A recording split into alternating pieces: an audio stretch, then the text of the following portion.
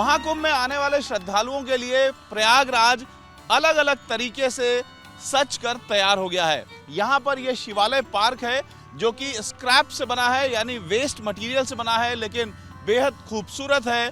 यहाँ पर ज्योतिर्लिंग भी स्थापित है और तमाम जो भगवान शिव के प्रतीक हैं उनकी प्रतिमाएं लगाई गई हैं।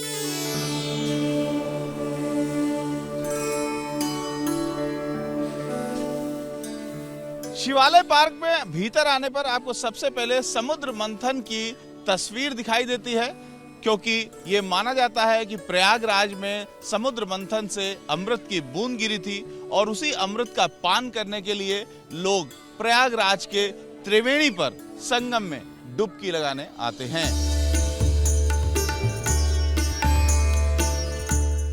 शिवालय पार्क के भीतर आने पर समुद्र मंथन के दृश्य के बाद पहला मंदिर है केदारनाथ मंदिर। ये केदारनाथ मंदिर गढ़वाल हिमालय की जो श्रृंखला है उसमें स्थित है और 3500 मीटर की ऊंचाई पर है। सभी ज्योतिर्लिंगों में सबसे ज़्यादा ऊंचाई पर केदारनाथ मंदिर स्थित है और यहाँ पर आप देखिए जिस तरीके का केदारनाथ मंदिर है हूबहू उसी की प्रतिकृति आपको यहाँ देखने को मिलेगी।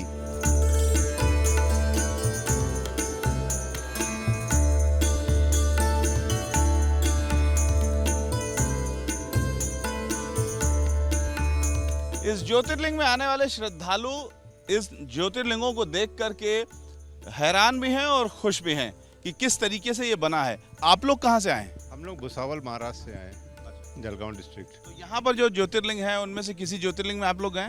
सारे हो गए, 2 बचे हैं खाली, बाकी सारे 10 हो गए। 10 हो गए हमारे। हाँ, चारों धाम भी हो गए, ज्योतिर्लिंग भी हो गए, अभी 2 बचे हैं हमारे। तो रिलेट कर पा रही हैं यहाँ पे जो मंदिर हैं ज्योतिर्लिंग के उनसे ओरिजिनल से आप लोग रिलेट कर पा रही हैं? काफ़ी कुछ मिल रहा है, काफ़ी कुछ मिल रहा है, क्योंकि हमने मोबाइल पे भी देख के इम्प्रेस्ड हुए तो हम यहाँ आए। जगन्नाथपुरी और ये केदारनाथ जैसा वहाँ बना हुआ है बिल्कुल ऐसे यहाँ पर भी बना हुआ है।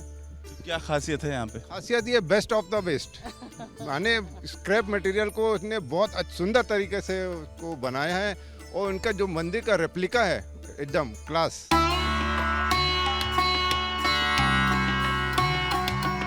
अब देखिए उज्जैन के महाकालेश्वर मंदिर की लौह प्रतिकृति।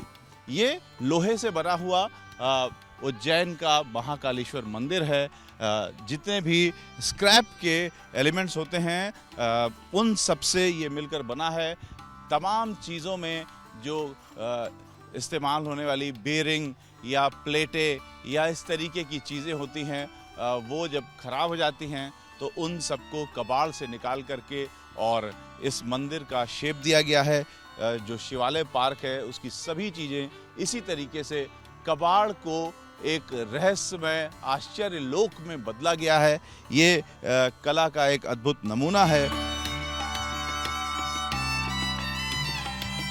अब देखिए बनारस का प्रसिद्ध काशी विश्वनाथ मंदिर जो कि 12 ज्योतिर्लिंगों में से एक है और सबसे प्राचीन मंदिरों में से भी एक है। हालांकि इसका जीर्णोद्धार 18वीं शताब्दी में अहिल्याबाई होलकर ने कराया था। इंदौर की रानी ने उनको स्वप्न में ये आदेश हुआ था कि शिव का यहाँ पर मंदिर बनना चाहिए काशी विश्वनाथ मंदिर में।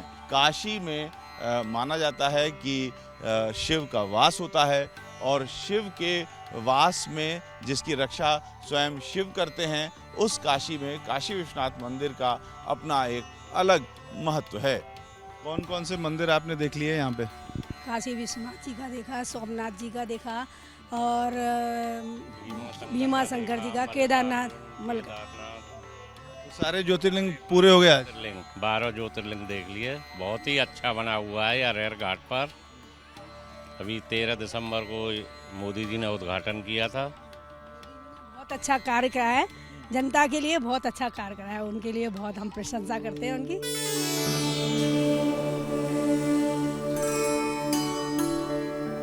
इस समय मैं कैलाश मंदिर महाराष्ट्र में हूँ, लेकिन प्रयागराज में हूँ।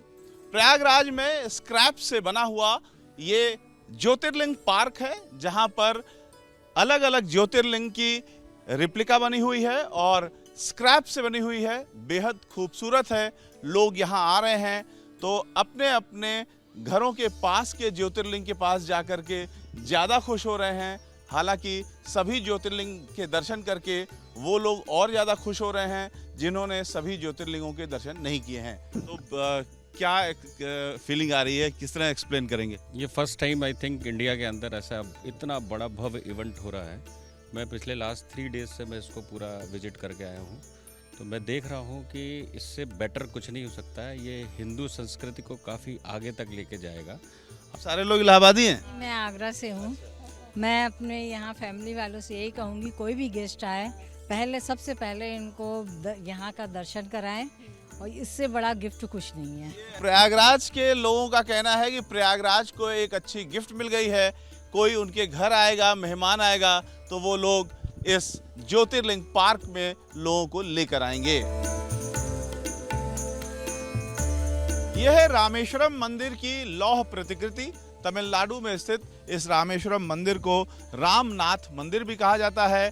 चारों ओर से समुद्र से घिरा हुआ है।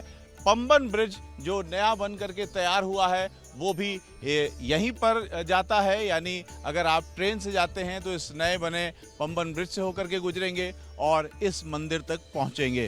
तो ये मंदिर जब आप पहुंचते हैं तो न सिर्फ इस मंदिर में दर्शन का लाभ होता है बल्कि प्राकृतिक वातावरण का आपके ऊपर असर पड़ता है। जब आप मंदिर की ओर जा रहे होते हैं तो दाहिने हाथ पर एक झोंकों वाला समुद्र यानी जो लहरों वाला समुद्र है वो पड़ता है, और बाएं हाथ पे शांत समुद्र होता है। और मंदिर से आगे जाने पर धनुष कोडी पड़ता है, जहां पर राम जी के जो वानर सेना थी उसने सेतु बनाया था। तो आपको जब इस मंदिर में आप पहुंचते हैं ओरिजिनली जहां पर ये स्थित है, तो आपको बहुत सारी चीज़ें एक साथ देखने को मिलती हैं।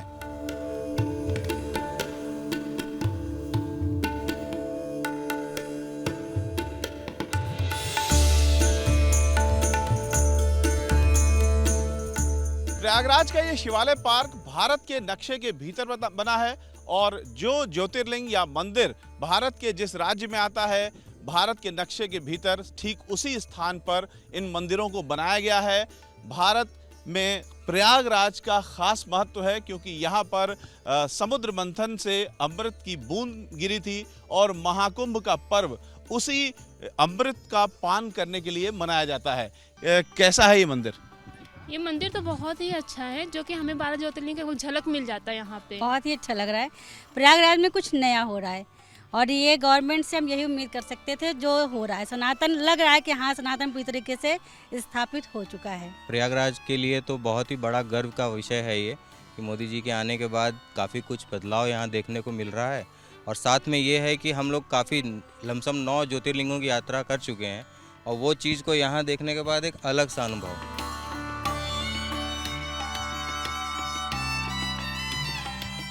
इस शिवालय पार्क में ज्योतिर्लिंगों के अलावा भी देश के कई प्रसिद्ध मंदिरों की लौह प्रतिकृति बनाई गई है, जिनमें से एक ये है लिंगराज मंदिर।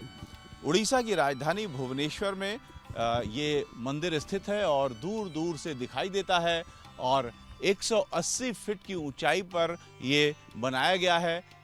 लिंगराज मंदिर को दरअसल कलिंग शैली का एक अच्छा नमूना बताया जाता है, क्योंकि 11वीं शताब्दी में इसे कलिंग राज में बनाया गया था।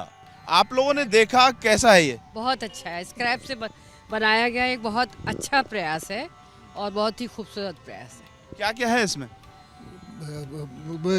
ज्योतिर्लिंग के कैसे मॉडल्स बने हुए हैं, और बहुत देखने में खूबसूरत है और बहुत अच्छा है। वैसे हम लोग प्रयागराज के लिए, हम लोग यहाँ के रहने वाले हैं, हम लोग के लिए एकदम नया है।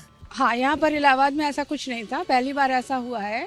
और मतलब इतना खूबसूरत बनाया है। स्क्रैप मतलब मटेरियल्स को यूज़ करके बनाया है। तो जैसे तो लोग मिट्टी गारे से सभी बना लेते हैं, लेकिन ऐसी चीज़ अनोखी बनाई है इन्होंने।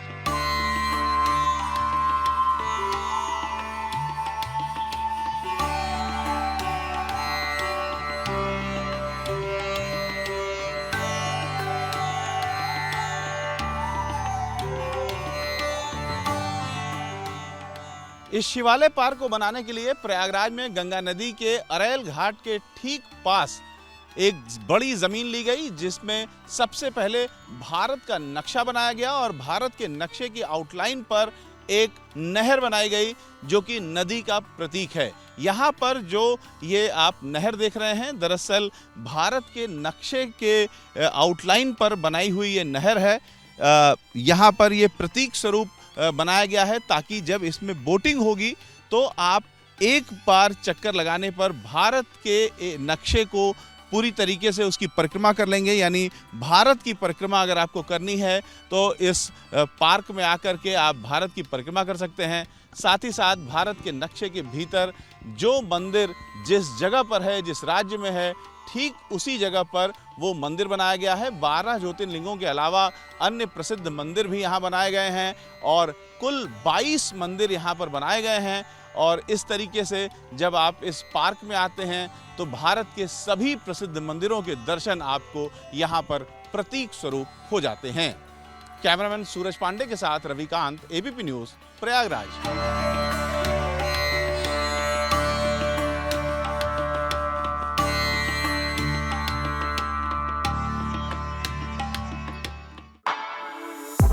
For exclusive and insightful videos, subscribe to our new channel ABP Live Premium.